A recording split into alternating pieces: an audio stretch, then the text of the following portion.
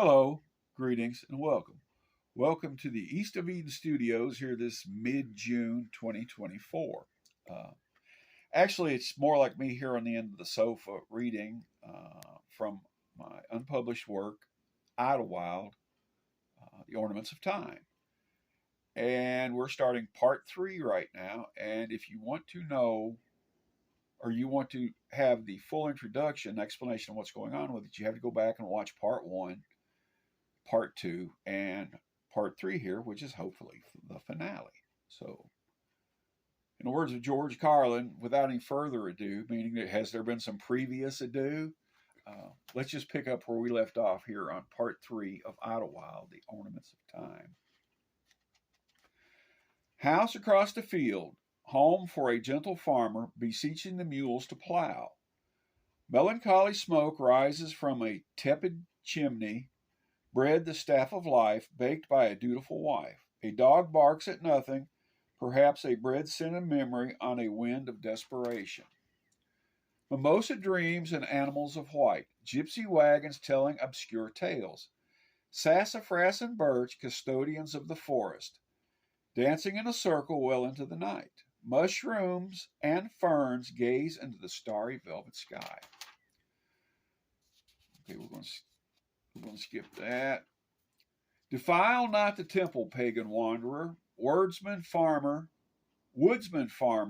time-traveling poet, great scales of justice, ever vigilant and searching the souls. Go to the water's edge, wash your sins away. Roll the stone away, open the sepulchre, escape the grave. The woman that grew roses by the creek that flowed to the north, yellows, whites, reds, and pinks. Love that would seize you with beauty and thorns. Warm feelings melted and dripped from their hearts, as blood seeping from the small piercings left by errant thorns. Spirits arose on the shadow moon, ancient figures speaking to those that would listen. Out of the darkness the Spirit chose me, asking of his days and the purpose of life, asking the meaning of those that would know. He said to me that all one must do is survive. Ropes and chains anchored in the infinite, pulling from inside the blue ether. Ancient hands winch a giant capstan, drawing wayward souls from one life into the next. Spiritual machinery and ghost sailors travel the great seas of time, the tide of life rising and fall in the ebb and rips. Eternal spirits in the garden of time, bringing every fruit to maturity in its own season. Rivulets of glory meander and cascade amongst the familiar channels, demanding and praying that providence return to us content of days gone by. There are other faces here. They move in and out of the shadows. Misty gray shrouded eyes slowly open to the remnants of a dying sun. Rain beats us without mercy. Clouds are kindred of night. Eyes of souls that wander the streets and trails of Idlewild. Sometimes they look up and I see they are here, but mostly I see only downcast faces coming in and out of focus of shadows. There is a harvest at the end, gathering of the crops and souls, dried yellowing corn stalks and empty shells of humanity. Food stuff and flesh decorate the banquet tables. A final authority and balancing scales are at the end of the day. The rising sun shows the worth of each man, whether he goes on to plant again or is cast into a giant pyre with the chaff of the world, the chaff of this world. Somewhere between heaven and hell is a solitary leaf hangs in the balance. Living a life and dying a death, setting itself free and sailing to earth. In youth, breathing deeply, and in death, taking flight. Wayward spirit, children of the trees. Story of creation repeated a million times over. Roadmap to the stars inside your dying veins. Yesterday dies in the dawn of today. Tomorrow begins in the death of today. Time loops over itself as the ending chases the origin. The tears of yesterday dig in the sunshine of today. The tears of yesterday dry in the sunshine of today. Looping time sees itself over and over as it weaves Celtic knots and creates the woven fabric and tapestry of life. What is ash? What is man? After the campfire, the cool gray ash sits motionless and spent. Great oaks vanished in the conflagration. Ash, the remainder and reminder. Life and time is fleeting and vanishes like the cold ash in the howling winds. Scales of justice and time weigh out the measure of man and ash. Pieces of the moon broke free of their bondage, dancing as they tumbled to the earth. Slivers landed and lay scattered about in the cool, shallow waters, glowing and glittering in the mimicry of the stars. Muted whites and yellows shed pastel moonbeams. They plead and beg for attention and love. A waxing moon burst into a million pieces. Fire rained from the sky for years upon years. Glowing moon fragments fell amongst the roses and the lilacs. The moon rocks glowed like miniature pastel suns. They lit the walkways and the old trails. These are not my dreams. They fell out of the sky as renegade moonbeams. Tea is mixed with cream and sugar, diluted to taste. Teapot and hand are one as the cup and tea. One by one they vanish, first the tea, then the cup, next the kettle, then the hand. All that remains is the emptiness. Across the empty fields I hear the moaning train, screaming in the night, roaring steel demon. The sound mingles with the cedar and the oak. Waking, I see the sun and I hear the silence of the past.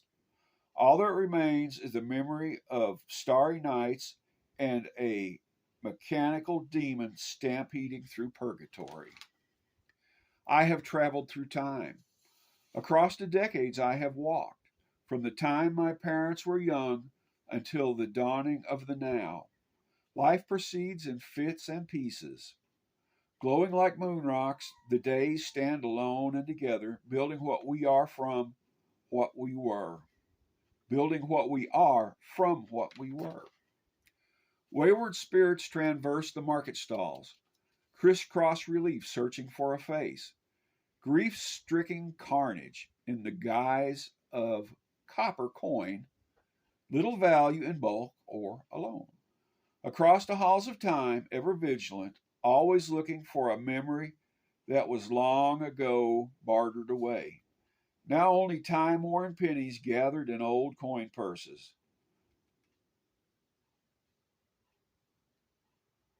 The one hidden among legions, coin or face, lost. Warm moonstones glow in my pocket. Unseen yellow light illuminates my soul while I search the crowd for a face, lighting the way for and of God's perfect machinery.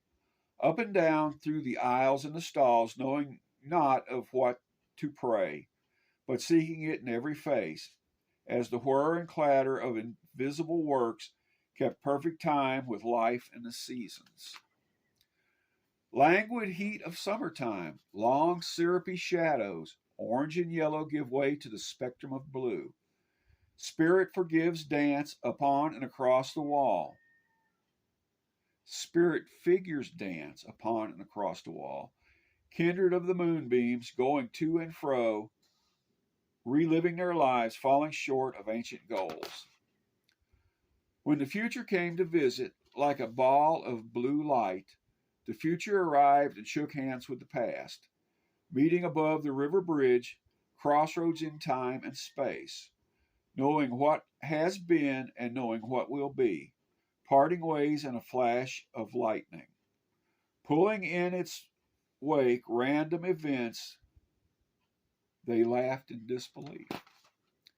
In the breaking dawn day, in new birth, driving on the great beast that pulled vindictive plows, swords and spears transformed into tools of agricola, long straight furious vanishing into the misty field's edge. Cool dark earth laid bare, open as the womb, waiting for seed to find purchase and take root. Two speckled dogs ran quickly through the apple orchard, late perhaps for a previously planned engagement. Green and red fruit dangled from the trees, indifferent to the social priorities of canines. Sweet cider smells wafted to and fro amongst and across the rows of trees. Sustenance created by God and the first melodrama, sharing an apple. Up and down, round and round, a traveling man about the byways and trails of Idlewild, over old hills and obscure hidden valleys, searching for an answer to a question no one has asked. A beast of burden encumbered by thoughts, a dream of another life wearing the chains of sadness, a fantasy of locks without keys. An old church peers out from its seclusion. Speckled dust on the old tin roof gives accounting of every soul that had passed through its portals. Some ascending to heaven, others collapsing forlornly into hell. Still others remaining, tilling the contrite earth of Idlewild, hoping and praying for sustenance and resurrection, receiving judgment and a harvest in due season. Exploding into a million warm yellow pieces, moon rocks rained down in the evening mist. Glowing jewels of soft yellow stones bespeckled the fields and the forest floor.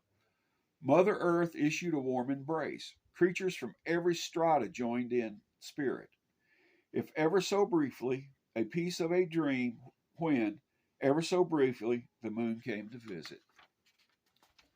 Stones stacked slowly one by one to transform to fences. Ancient peoples marked the boundaries of the fields. This far thou shalt come and no further, leaving only stone walls to speak of their time here. Only the fields outlined with the smooth gray stone, telling us of dutiful labor and individual desire. What is yours and what is mine? Well, apparently Chip is unhappy with our work here, but maybe he'll be quiet for a minute. I knew the Shih Tzus would have a psychotic episode before we got done. Mm-hmm.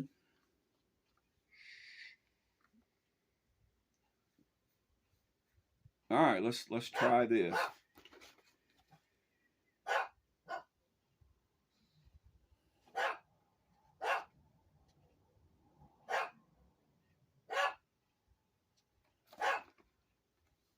I stood on earth and looked up to heaven. Before the dawn, while the earth still slumbered,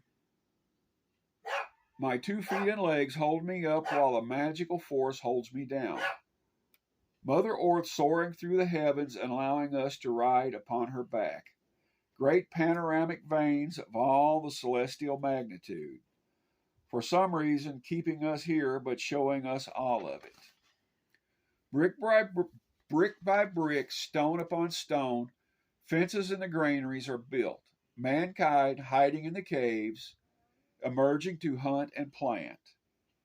Known of the season and of the signs, speaking of Christmas and of fall of moon dust. Speaking of Christmas and the fall of moon dust. Gathered from the rocks of heaven, a wall, a fence, a line of departure. Kept from being alone. No clearer plan has God laid out than for the man and the woman to join. Every day, all day in union, man and woman together, forced to experience together all that is possible in life. Kindness and sympathy to each other. The woman alone becomes a strange, sad figure. Pity her. The man alone becomes hatred and death incarnate. The life balance blending when joined. Peering into the night, looking for Christmas. All through the trails and troubles of the year, all through the trials and troubles of the year, the dream of Christmas endures. The world ceases in its tribulations for a small season to don her festive wear.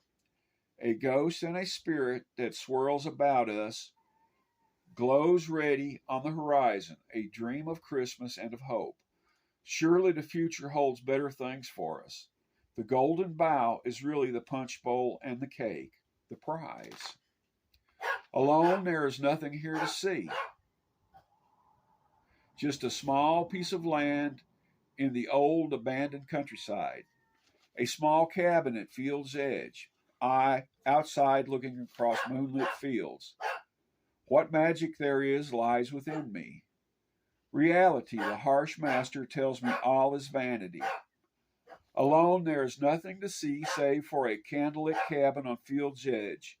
My brothers and sisters, mother and father saying, "Come inside, son, eat and sleep. Dream your dreams in your own bed. The night will pass away and the new dawn will come."